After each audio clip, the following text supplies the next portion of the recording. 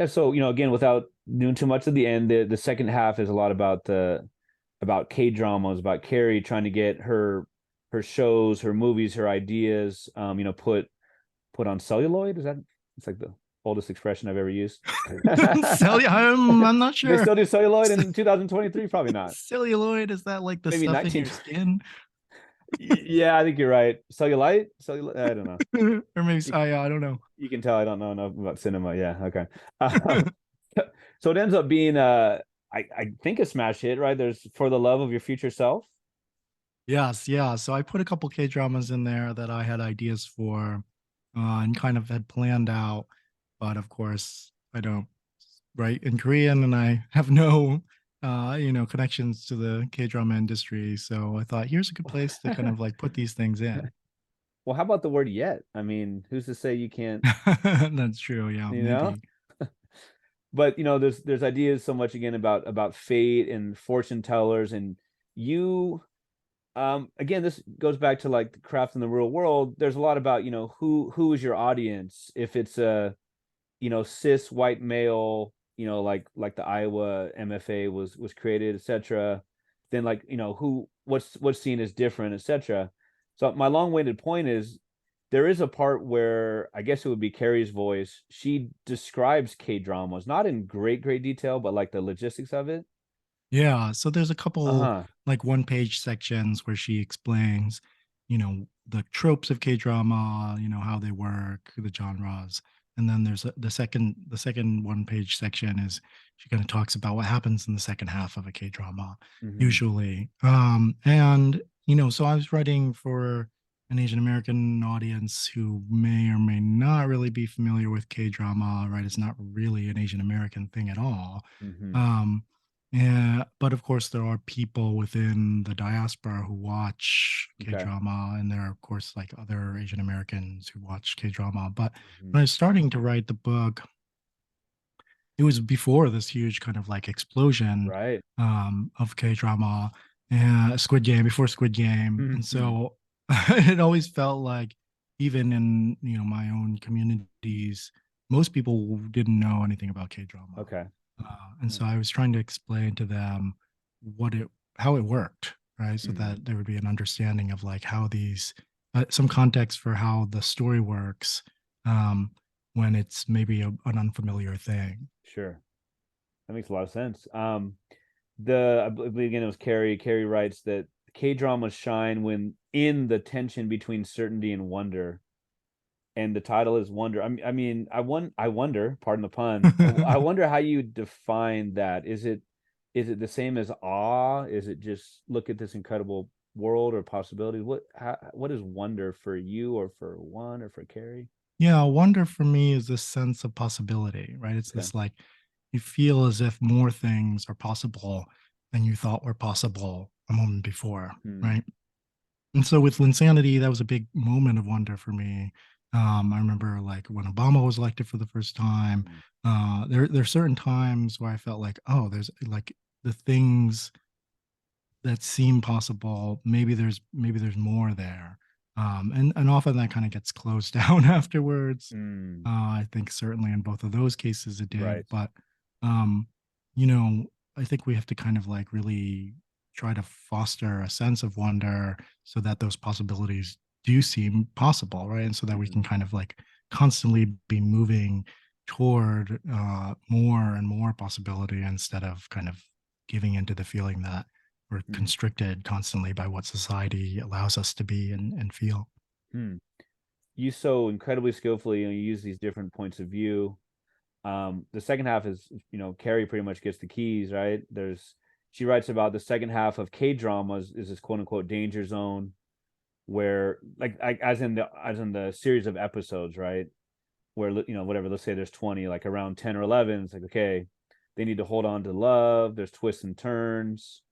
Um, and then in the same way the book has that, right? The book, I don't know, the book spans over, I'm not quite sure, maybe 6 or 7 years. Like it's mainly about the time of wonder, but it's goes forward in the future a bit. I wonder Yeah, about so it does ideas. jump Go into ahead. the future. No, no, I was just gonna say, yeah, it's Yeah. about a year, but then there are kind of jumps into the future at the end, so we can see, and this is a thing that happens in K-drama, right? So that like Mm, a K-drama spans a certain period of time in the romance usually, and then there's a time jump. And mm-hmm. I was told not that long ago that this was happened because of censors. That Ah, right, like I often feel watching like a romantic comedy in the States, like, and then they break up. And it's like it's not nobody's gonna live happily ever after this. Like they've right. gotten together, but it's in this kind of time of trauma bonding, and then Sure. or like this exceptional time, and then after that, they're probably just gonna let's call it quits, right? Right. And so in K drama, to get around that, they've built in these time jumps often where like somebody will leave, go study abroad in America or something for a couple of years, come back, and they're still in love, right? And they still have to work, make it work in this Is there new a suspension of context. disbelief there? Well, I think the suspension for me is actually you can just get on a plane and see, like it's not a Yeah. whole other world. Like it's Sure. and you can FaceTime somebody, but often they'll be like they've been out of contact basically for two or Okay. three years. Um, but it does show in a way, right, the sense that like these are relationships that aren't kind of temporary, that they'll Hmm. continue over time. And I wanted to show what happened to people, after this 1 year of chaos. Hmm. Where do people end up? Right. And also, so you're also to say, right, like the book is kind of in these two halves, but it's not like separated by time, right? They're like ongoing at the same time and interwoven throughout. So Carrie's half is it's not like the latter half of the book, right? It's kind of like happening at the same time as one's half, and they're like alternating back and forth between that and the K dramas. And so the K dramas stand in as a way of like understanding that structure and understanding the Mm. moves that are being made in the stories, in one story and in Carrie's story, so that like people unfamiliar with this kind of story structure then have a frame of reference, right, for how that story can work. And I would love to talk to you. I could talk to you for 20 minutes just about the ending, but again, we're not going to give that away. Just, I mean, literally the ending, like the last sentence, I thought was awesome, for Thank you so much. lack of a better word. Oh man, and just the moving forward in the future, there's not a lot of like fireworks in those scenes, right? It's not a lot of like craziness that happens, but I just felt like it was such a, it just I guess solidified what happened earlier. It was just a Thank you. grounding that I thought again was incredibly successful. There's a Um, couple of plot twists, I guess, right? sure, definitely. Um, the this is not chronologically at the end, but maybe ending about the book here is that at this funeral that Carrie's sister had, this living funeral, her last words were, "Don't let anyone kill your wonder. To keep the wonder, we had to stop fighting and denying grief. We had to know how to survive death in order to know how to live." Um, incredibly profound. Thank you. Thanks a lot. Incredibly profound. And the book, again, it's not just a basketball book. There is so much going on, and I am not in the minority here. There are so many people already who have said great things about the book, and those who are listening, like, what are you doing? Like, the book is out now. The book It's is out out. on the 17th. What are you doing? Run. Right? Right? Today. Run to the computer or run to the physical bookstore. Right? One last question, actually. Any plans to? Is Jeremy Lin? Is he going to get a copy? Oh, No, I it's not mean, I about hope him. so. There's Okay. yeah, and then there's some like TV rights in the works, so Okay. hopefully we'll see more of one story. Nice. Craft in the Real World deserves its own, 2 hour episode, but especially among college professors and educators, I teach at the high school level. And I haven't taught English this year since I've read the book, and I cannot wait to put some of that to use. But my point is that I've, just social media and so many people who teach writing have so many great things to say. I mean, they're putting it up there with, Anne Lamott's and Matt Bell's, and it's an immediate classic for sure. Um, the idea of what were you working with and what were you working against? Like, I don't know if writing against something is what you're doing, but kind of what should writers, especially trying to be more inclusive, educators, what should they unlearn? Unlearn. I mean, isn't that just life as an adult? Oh, right. Yeah, I had a professor in my PhD program who said something like, "I've just spent my entire adult life unlearning the things that I learned up to the Mm, time I became an adult." And that seems pretty true to me. I yeah. think, right, like learning from this point forward is a constant unlearning. Mm. Well, I guess a good starting point is it's a fairly simple example, but I thought it was so illustrative would be um like a query culture versus an ask culture. Like as when you're Mhm. doing dialogue in a book, right? How was that kind of representative of a more inclusive workshop and teaching style?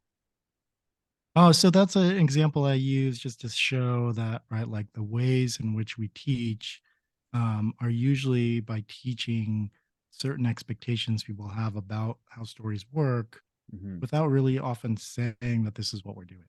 Right. So Sure. when we say, and this is pretty often given advice, right, just use say and ask instead of query or comment or something. Uh-huh.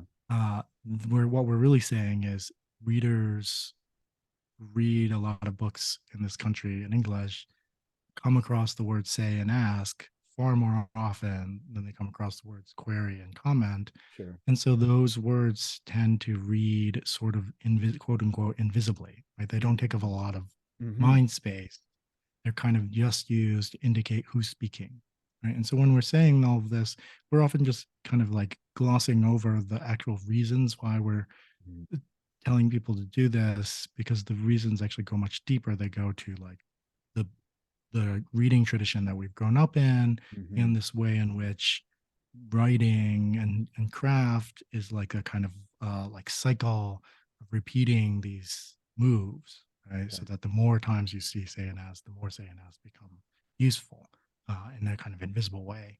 And the more times you see the 3x structure, the more times the 3x structure becomes satisfying something that you have an expectation for because you've read other 3x structures, Hmm. so on and so forth.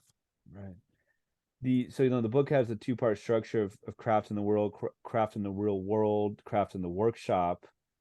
The first part Workshop has in the real world. I'm sorry, yeah, yeah. Yeah, yeah. It's like I think fiction in the real world and workshop in the real world. So I got both of them wrong, yeah. But but really laying things out just kind of more in a general sense in the first part and then more specific to the workshop. You define, craft. One of the chapters in the first part of the book is literally called "What is Craft? 25 Thoughts." You define craft as cultural, and it needs to be cultural.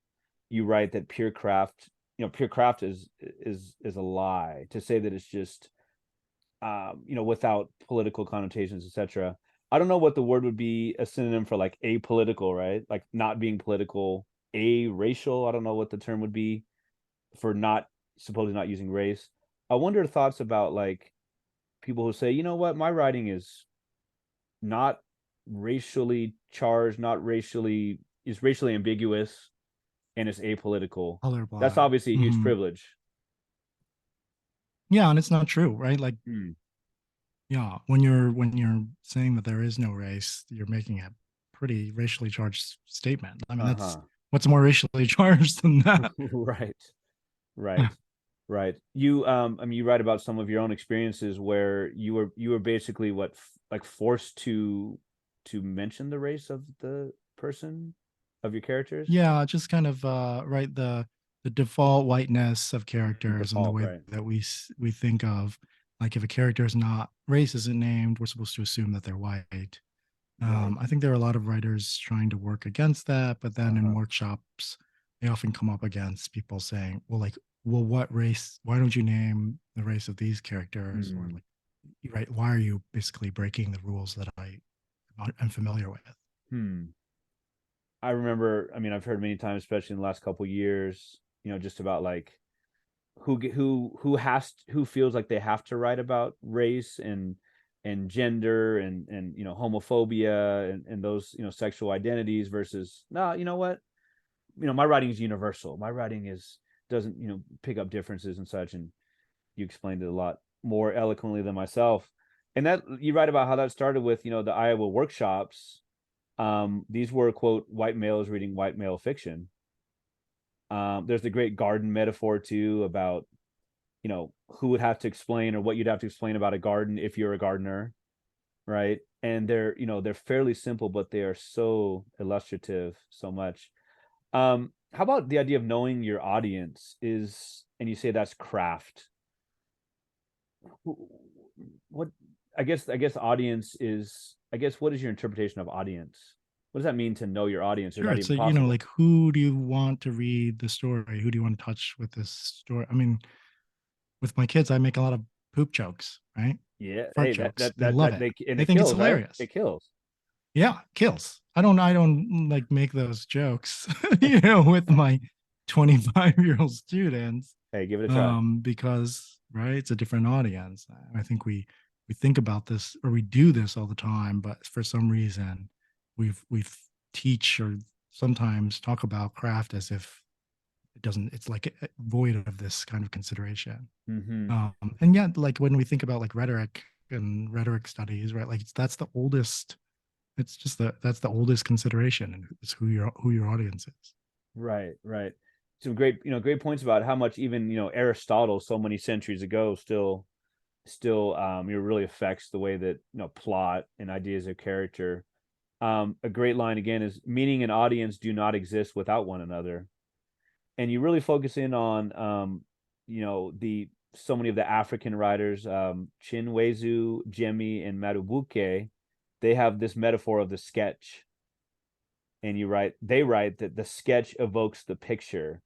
Am I correct in saying that a lot of the quote unquote criticism by Western writers of a lot of African writing is that it's not, I guess, fleshed out enough?